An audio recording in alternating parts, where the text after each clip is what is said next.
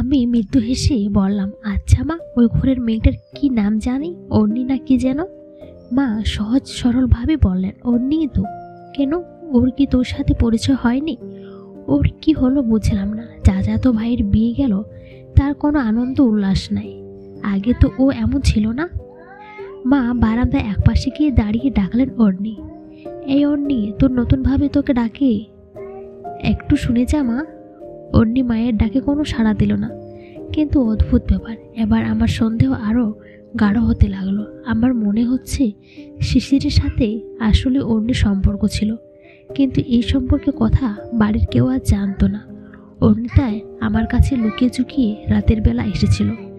সে এখন পর্যন্ত বিষয়টা কাউকে জানাতে চায় না, হয়তোবা ওর ভেতর লজ্জা বেশি বলি।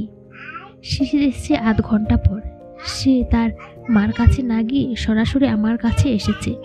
ওই আসতে আমি বললাম, অর্নি ঘর থেকে বের হচ্ছে না কেন? শিশির হো হো করে হেসে উঠে বলল, আমি কি ওর গার্ডিয়ান? না, তুমি ওর প্রেমিক। প্রেমিকের অনুমতি না থাকলে প্রেমিকা বের হবে কি করে ঘর থেকে? শিশির চোখ মুখ লাল করে বলল, পৃথু, বারবার একটা কথা শুনতে ভালো লাগে না।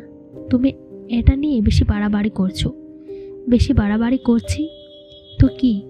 আমি বললাম তো রাতে এই বিষয়ে আমি কিছু জানি না, তবুও কেন বারবার এক কথাই বলছো? ওর কথাগুলো আমার কেন জানি ভালো লাগলো না। মন খুব খারাপ হয়ে গেল। কেঁদে উঠলাম আমি।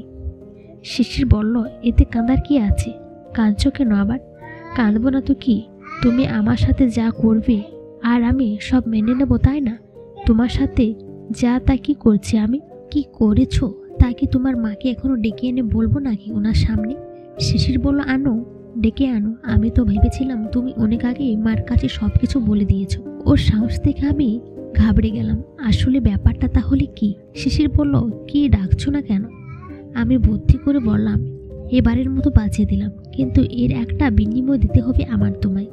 শিশির হাসলো, হেসে বলল, মেয়েরা সব কিছুর জন্য একটা বিনিময় চাইবেই। আজ্ঞে, বলো কি বিনিময় চাও?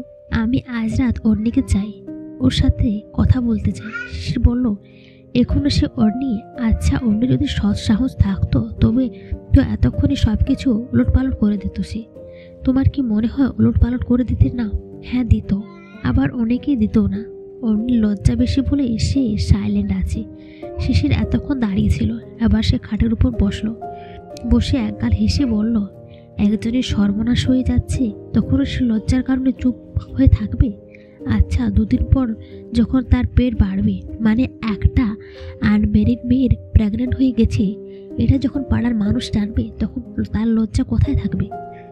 আমি বললাম, সেটাই তো। আজ রাতে তুমি যদি ওকে ডেকে আনো, তবে আমি এই বিষয়টা বুঝাবো তাকে, বলবো সবার সামনে বিষয়টা খুলে বলতে। আর ও যখন সব কিছু খুলে বলবে তখন তো আমার সুযোগ। তোমার 12টা বাজিয়ে ছাড়বো আমি তখন। শিশির হো হো করে হেসে উঠে বলল, তুমি আবার 12টা না, একটাও বাজাতে পারবে না। চ্যালেঞ্জ।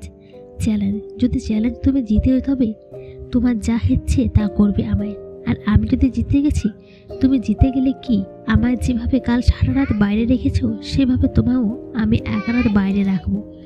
আমি বললাম, সে দেখা যাবে। অর্নিকে শিশিরে গিয়ে ডেকে আনতে হলো না। রাতের বেলায় আমরা সবাই খেতে বসেছি। তখন অর্নি আর অর্নির মা আমাদের ঘরে এলো। মা ওর দিকে তাকিয়ে চেয়ার ছেড়ে উঠে বললেন, এতক্ষণে এসেছিস, কি হলো তোর? বলতো অর্নি, নিজের ভাইয়ের বিয়ে আর এতে তোর কোনো আনন্দ উল্লাস নাই? সারাদিন বসে আছিস ঘরের ভেতর। অর্নি মার কথা শুনে কিছু বলল না, মুখ ভার করে একপাশে দাঁড়িয়ে রইল। তার মা এবার তার হাতটা ধরে প্রচণ্ডভাবে ঝুঁকুনি দিয়ে বলল, এখনো যদি না বলতে পারিস, তবে কখন বলতে পারবি রে মুখ পুরি?